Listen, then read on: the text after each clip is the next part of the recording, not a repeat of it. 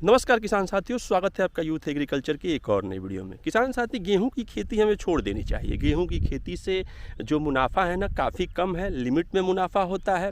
इसमें जितनी मेहनत लगती है ना, उसकी अपेक्षा मुनाफा इससे काफ़ी कम होता है। बल्कि इसके बजाय हमें सब्जी वर्गीय फसलों की खेती करनी चाहिए। ऐसी बातें कहते हुए हमें कई लोग नज़र आते हैं, सलाह देते हुए नज़र आते हैं।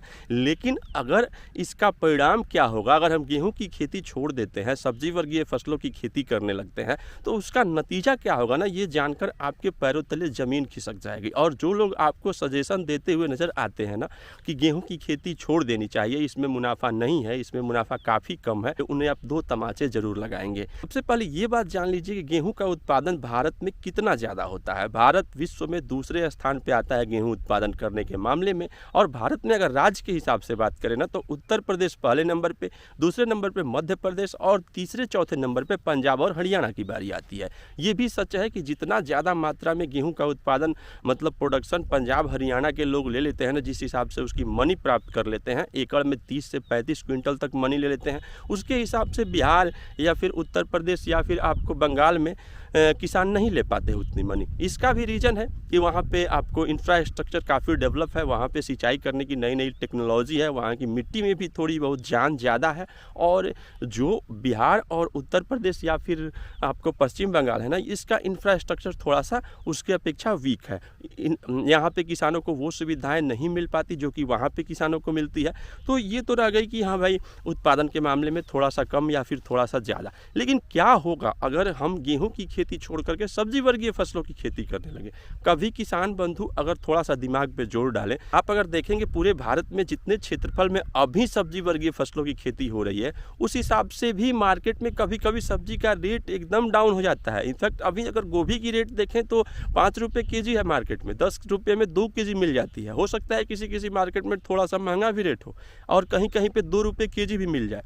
कई बार तो ऐसा होता है किसान बंधु को सब्जी वर्गीय फसलों में रोटर चला करके उसको जोत देना पड़ता है। कभी ये नौबत तो गेहूं की खेती में नहीं आती है। गेहूं की खेती आप चाहे जितना भी उसका मनी ले लें, आपकी गेहूं बिक जाती है। या फिर सबसे ज़्यादा तो हम इसको खाने में यूज़ में लाते हैं, अपने घर में ही खाने में बहुत ज़्यादा मात्रा में यूज हो जाती है। जो बच गई सो बिक भी जाती है, सरकार भी गेहूं को खरीद लेती है। फिर इसका विश्व लेवल पे इंपोर्ट एक्सपोर्ट भी होता है। तो ठीक है, गेहूं में आपको लिमिट में मुनाफा होता है, लेकिन इसमें घाटा तो नहीं लगता। अब अगर सोचिए कि गेहूं की खेती हम छोड़ करके इसमें सब्जी वर्गीय फसलों की खेती करने लगें, तो जितना ज़्यादा क्षेत्रफल में भारत में गेहूँ की खेती होती है, उसके 25% क्षेत्रफल में भी अगर सब्जी वर्गीय फसलों की खेती होने लगे तो सब्जी की रेट की क्या हाल हो जाएगी, धज्जिया उड़ जाएगा उसका। बहुत जगह पे किसान सुसाइड करने लगेंगे। और ज़्यादा मुनाफा की तो बात छोड़िए, लागत निकाल लेना भी किसान बंधु के लिए मजबूरी बन जाएगा। ये जरूर हो सकता है कि हम गेहूं की खेती जिस हिसाब से करते हैं, उसके अलावा हम थोड़ा बहुत सब्जी वर्गीय फसलों की खेती भी करें, ताकि हमारे घर का भी काम चलता रहे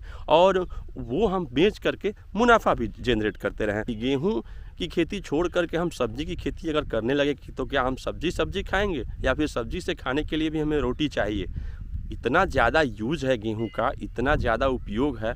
अगर गेहूं की खेती लोग छोड़ देंगे, सब्जी की खेती गेहूं की जगह करने लगेंगे ना, तो गेहूं का रेट सब्जी से ज़्यादा महंगा हो जाएगा। फिर आप कहेंगे कि सब्जी की खेती छोड़िए, गेहूं की खेती कीजिए। तो हर चीज़, हर सिक्के की दो पहलू होती है। इस तरीके से किसान गेहूं की खेती कर रहे हैं, गेहूं की खेती करें। और अगर आप चाहते हैं थोड़ा बहुत सब्जी वर्गीय फसलों की खेती करने की, या फिर आपके पास डी वीट बस्ती में ज़मीनें हो, ऐसी जगह पे ज़मीन हो जहाँ पे वहाँ पे सब्जी वर्गीय फसल अच्छी तरीके से ग्रो कर सकती है, तो आप वहाँ पे सब्जी वर्गीय फसलों की खेती जरूर करें। चाहे आप गोभी लगाएं या फिर बैगन लगाएं। अब एग्जाम्पल के तौर पे ना, एक बैगन की फसल को हम ले लेते हैं। बैगन की फसल से कितना ज़्यादा प्रोडक्शन होता है, अगर आप एकड़ में के हिसाब से देखेंगे ना, तो हर चौथे दिन 15 क्विंटल बैगन की तुड़ाई होती है। अगर कोई किसान उसको 1 एकड़ की जगह 20 एकड़ में लगा दे, तो उतनी ज़्यादा बैगन वो बेचेगा कहाँ पे? उसके लिए मंडी भी तो चाहिए, खाने वाले लोग भी तो चाहिए। कहाँ से उतना ज़्यादा बैगन किसान कहीं पे बेच लेगा? फिर वो रेट जो अगर 20 रुपये है ना मार्केट में, वो रेट घट करके 5 रुपये आ जाएगी और किसान को मुनाफा 0/भेली हो जाएगा।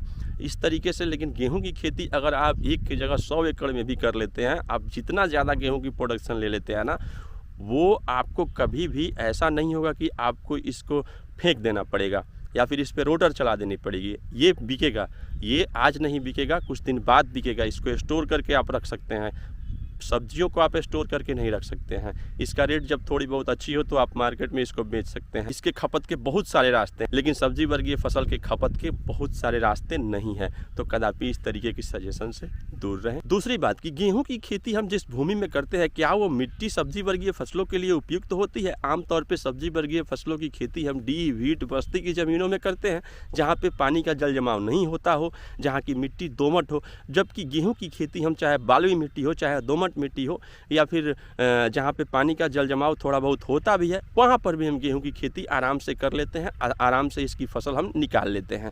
तो इस तरीके से इस मिट्टी पे सब्जी वर्गीय फसलों की खेती हर तरह की मिट्टी पे हो भी नहीं सकती।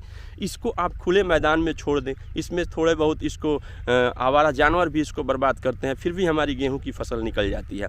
क्या ऐसे सब्जी वर्गीय फसलों में संभव है कि हम सब्जी वर्गीय फसल की खेती करके और आवारा जानवरों से उसको खुला छोड़ दें और हम उससे मुनाफा जनरेट कर लें? एक रात में ही सारे के सारे आवारा पशु उसको समाप्त कर देंगे। तो आप सोचिए जरा कि हाँ, गेहूं की खेती हम क्यों छोड़ें? क्यों हम गेहूं की खेती छोड़ करके सब्जी वर्गीय फसलों पे ध्यान दें?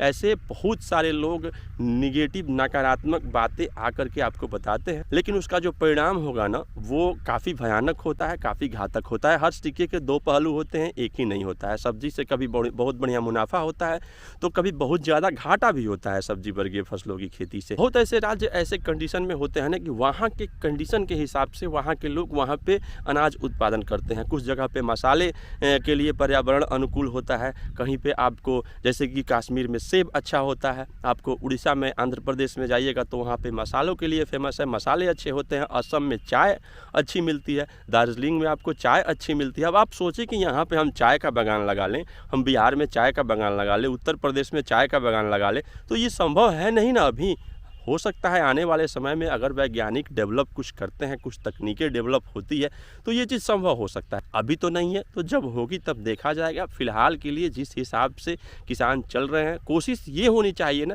कि हमारी जो गेहूं का उत्पादन हो रहा है वो अच्छे ढंग से हो और भी बेटर हो, और उसका रेट जो है ना वो सरकार एक अच्छी रेट उसकी फिक्स करे। हम सरकार से इसकी डिमांड कर सकते हैं, इसको एमएसपी पे बेचा जाए, इसको एमएसपी पे सरकार खरीदे, तब जाकर के किसान बंधु की दशा और भी बेटर हो सकती है, सुधर सकती है। और पंजाब हरियाणा से तुलना बिहार और उत्तर प्रदेश का नहीं किया जाए। पंजाब हरियाणा का इंफ्रास्ट्रक्चर काफ़ी बढ़िया है, वहाँ पे एक एक किसान के पास किल्लों की किल्ले ज़मीन होती है।